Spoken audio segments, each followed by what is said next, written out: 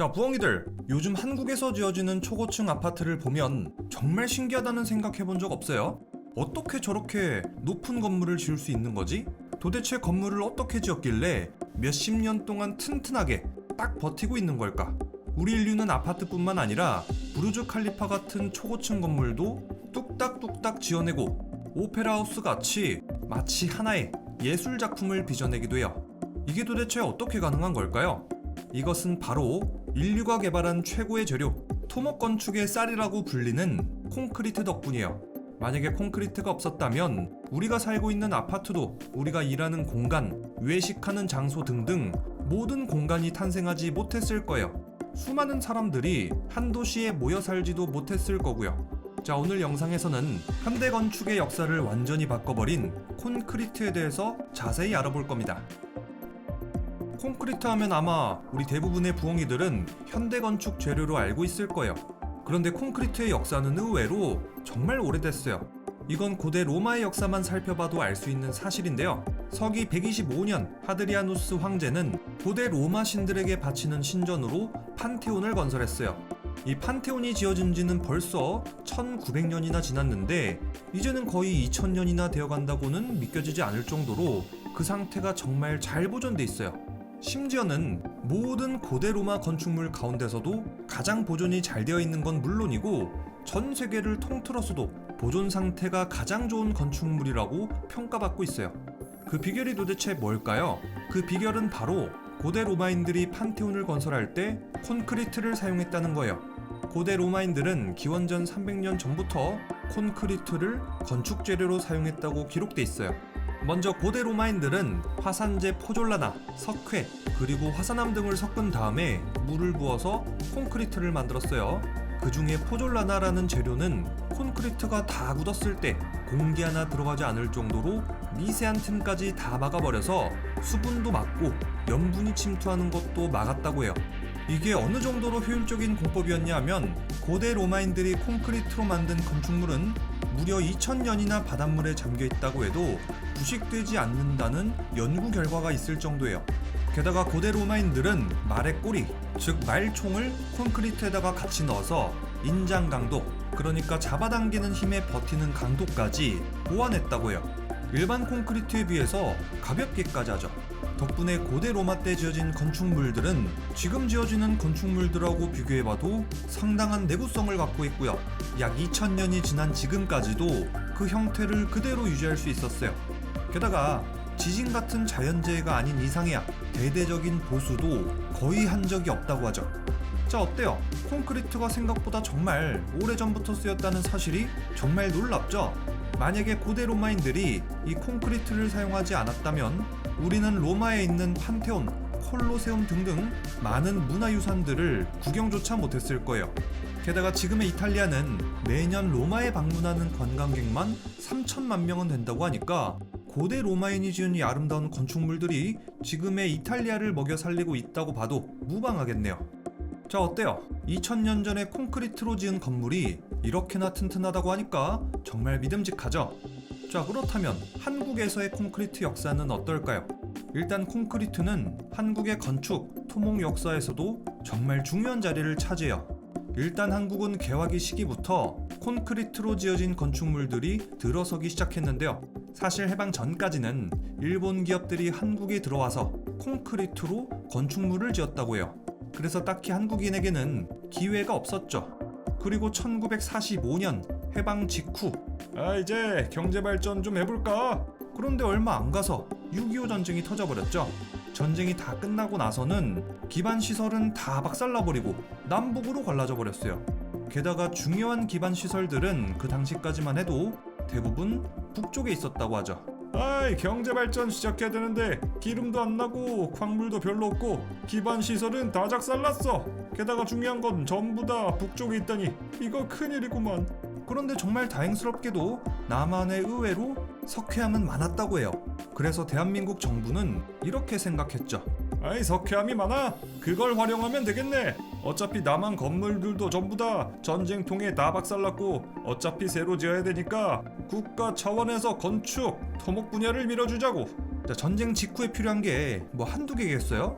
도로 깔아야 돼, 집이랑 빌딩도 지어야 돼, 황만도 필요하고요. 얼마나 많아요, 지을 게. 그래서 대한민국의 시멘트 사업은 1, 2차 경제개발계획과 함께 급격하게 성장해요.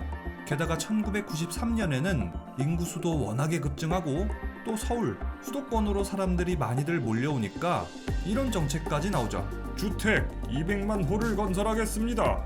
이 시기에 탄생한 기업이 바로 현재 대한민국 1등 레미콘 기업 유진기업이에요. 유진기업은 유진그룹의 모기업인데요. 처음에 유진그룹은 대응제과, 영양제과라는 이름으로 제과 사업을 하고 있었다고 해요. 그런데 아니 이거 대한민국 건설 붐이네. 이건 못 참지. 이때부터 본격적으로 레미콘 사업에 뛰어들었다고 해요. 이 결정이 바로 유진기업의 토대가 된 정말 중요한 결정이었던 거죠. 앞으로 어떤 사업 분야가 떠오를지 미리 예상하고 자기 전문 분야가 아니라고 하더라도 부딪혀가면서 배우는 것. 여기에는 상당한 해안도 필요하지만 그 용기도 우리가 많이 배워야겠죠.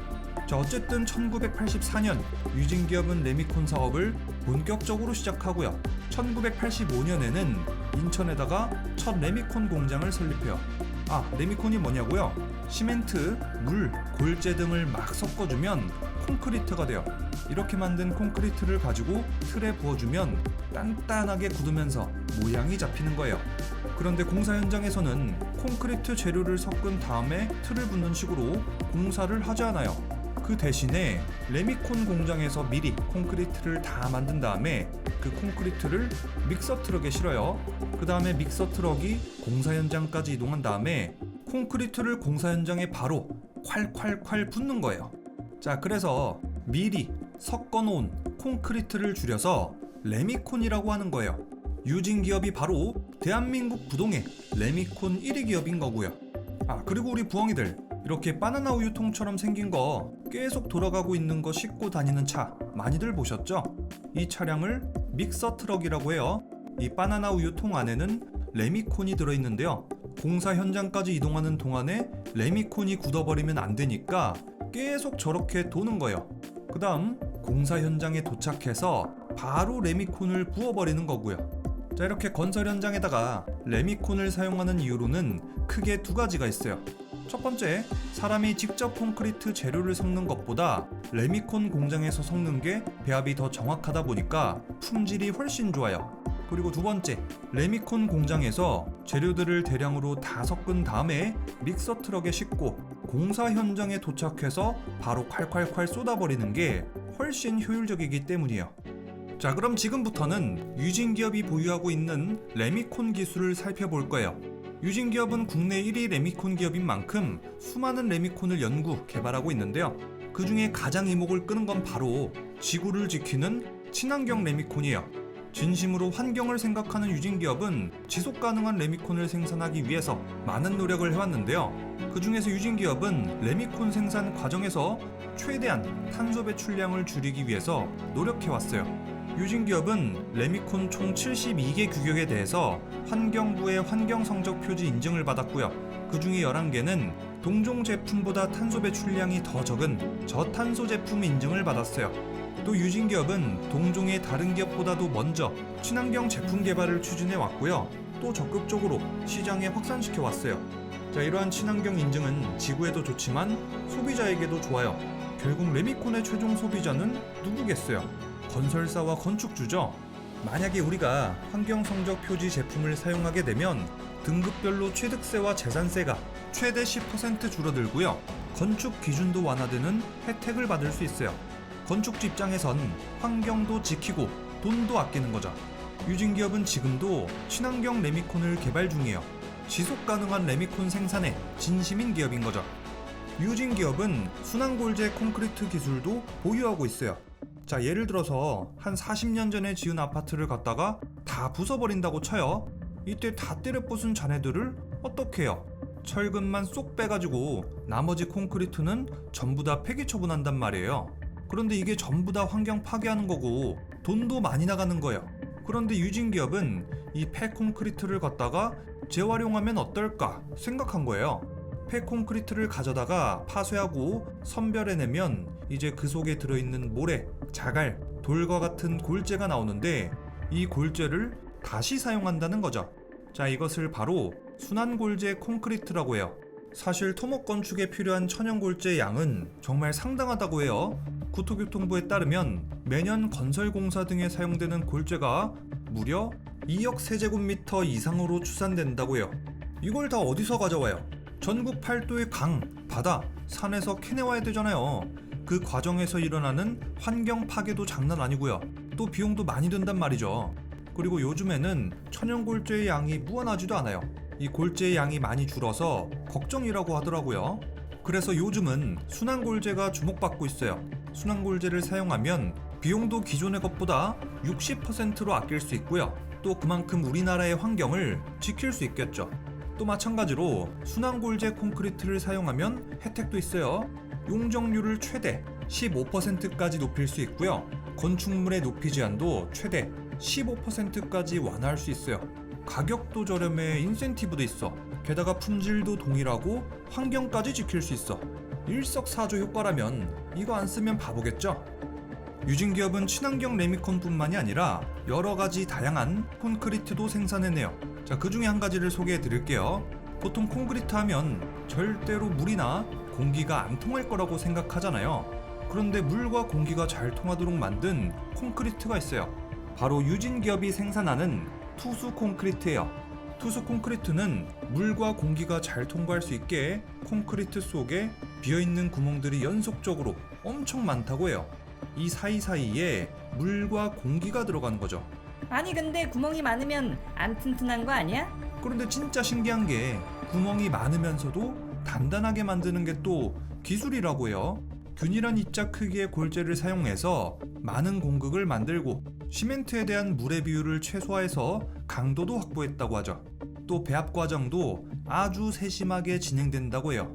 이렇게 만든 투수 콘크리트, 우리 일상에서 자주 접할 수 있는데요. 아무리 비가 와도 물이 고이지 않아야 되는 곳, 산책로나 자전거 도로, 주차장, 공원, 가로수 식수대도 있고요. 또 수목원, 유원지, 생태공원도 있겠죠. 또 요즘은 여름만 되면 폭우나 홍수, 범람 등의 소식이 참 많이 들리는데 이거 무섭잖아요. 그런데 투수 콘크리트는 물과 공기를 잘 통과시키는 특성이 있어서 하천의 범람도 막고요. 차도의 열섬화 현상도 완화시키기 때문에 자연재해도 어느 정도 방어해주는 효과가 있다고 해요. 또 흡입성도 정말 뛰어나서 마찰 소음이 자주 일어나는 산책로, 자전거 도로에 깔아두면요. 자전거 타는 사람들, 런닝하는 사람들의 생활 소음까지 경감시킬 수 있다고 해요. 또 내부에는 많은 공극이 있기 때문에 생물과 공생하는 형태의 구조물을 만들기에 아주 적합하다고 해요. 그래서 이 투수 콘크리트는 자연과 함께 어우러진다는 장점도 가지고 있죠. 자, 이렇게 콘크리트의 간략한 역사를 알아봤어요. 우리가 생각하기에는 딱딱하고 투박한 콘크리트가 이렇게 다양한 용도로 널리 활용되고 게다가 환경까지 지키고 있다고 하니까 정말 신기하고 놀랍죠? 대한민국 1등 레미콘 기업 유진기업은 종합건자재 업계 1위 기업으로 환경까지 고려한 콘크리트를 개발하고 생산하고 또 유통까지 하고 있어요. 이렇게 좋은 사업을 펼치고 있는 기업에 우리 부엉이들이 많은 관심을 가져준다면 유진기업이 앞으로도 환경에 더욱 이로운 콘크리트를 만들어갈 수 있을 거예요. 자, 그러면은 우리 부엉이들 콘크리트에 대한 정보에 대해서 더 궁금한 내용이 있다면 댓글 많이 남겨주시고요. 여러분들의 댓글을 보고 또 다음 컨텐츠로 제작해 보도록 하겠습니다. 그럼 지금까지 리뷰형이었습니다.